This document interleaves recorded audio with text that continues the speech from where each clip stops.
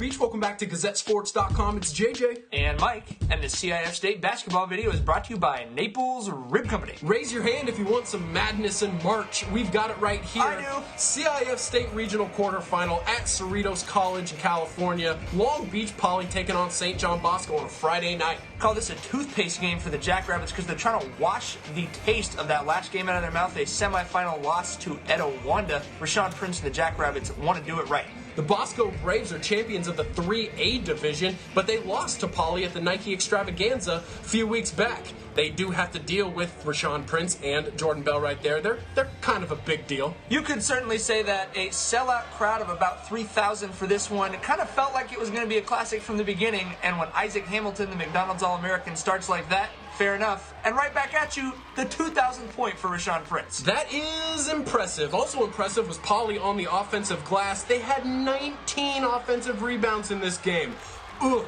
That's pretty good. The brothers Hamilton, obviously the drivers of the offense for the Braves, Isaac to Daniel, and then vice versa, running that oop offense that the Braves certainly like. But Bell and the Beach were too much in transition early on, even off of the miss. Get off the tracks, I'm coming through. That's instant transition offense, 17-14 Poly after the first quarter. Then it was deuce-on-deuce crime here as Tyler Dorsey picks it, but no easy buckets in the playoffs.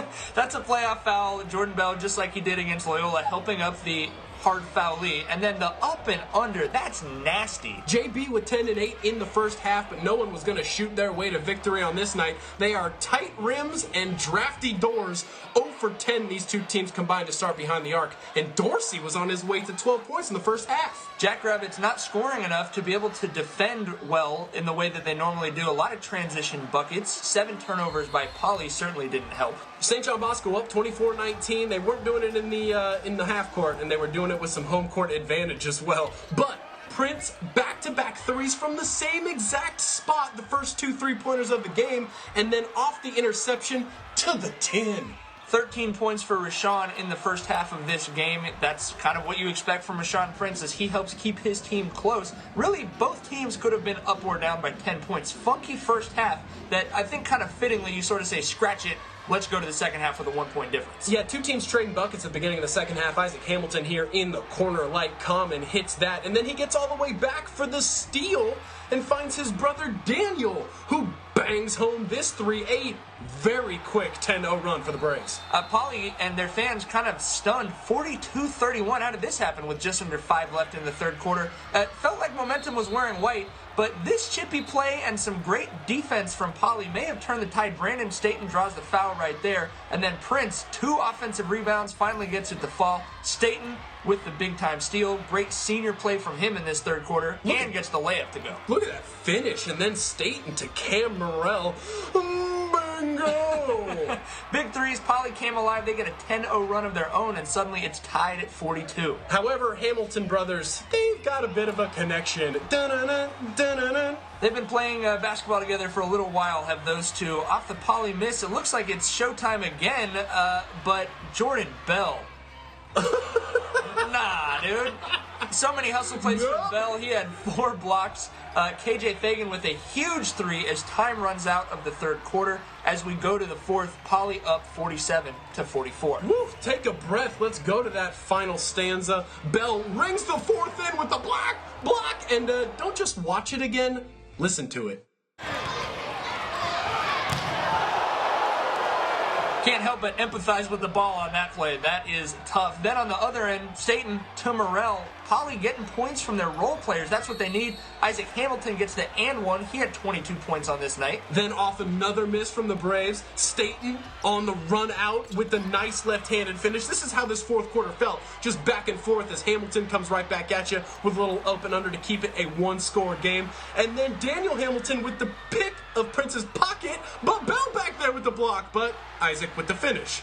Brother helping brother, certainly. Bell to Prince, a little 2-man game. Jordan Bell, probably the best entry passer for the Jackrabbits, and he helps out right there. So wipe the slate clean. We're tied at 55 with 2 minutes left. Ropey misses the jumper, but Staten with the rebound and the putback. He had 10 points in the second half. Silent Bob talking big right there, and then another missed 3. However, the offensive rebound for the Braves is Darian Williams gets the putback. 57-57, a minute and a half left. Gotta go to your number 1 option. His name is Prince. He goes to the line, 25 points, 11 rebounds, 3 steals. Poly up 2 with about 1:20 left. Almost a steal right here on the defensive end, but Daniel Hamilton is fouled. He hits both, so it's another tie ball game with a minute left. 59-59, and then, all chaos ensues. Basically, Daniel with the steal. Open layup, JJ. Nope.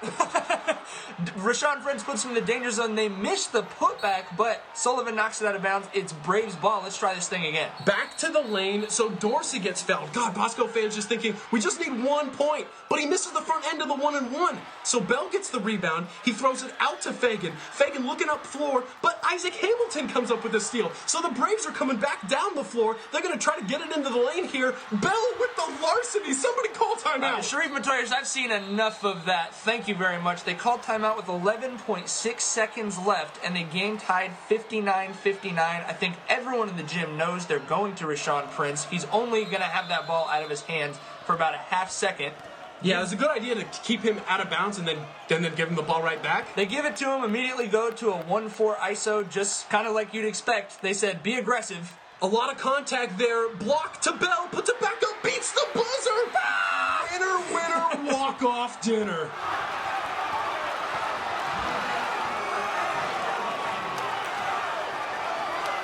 Go crazy, Jackrabbit Nation. Jordan Bell picked a hell of a time for the first game winner of his young life.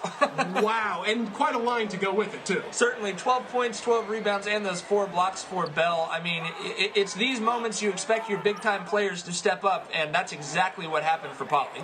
This season for Poly has been, sometimes disappointing, sometimes they've just been elated. This is one of those elation moments, but obviously, nothing would happen for the green and gold if they didn't have Bell and Prince, those 2 kids who've been playing together for so long. In games like this, it takes a 1-2 punch. Jackrabbits with a phenomenal statement victory. This highlight video brought to you in part by McCarty's Jewelry, here for you since 1932. This just means that the road keeps going for the green and gold. They will be visiting Mater Dei on Tuesday night at 7 p.m. in the state regional semifinal. What else do you want from a high school basketball season? We're, of course, going to have features and previews leading up to that game right here at GazetteSports.com.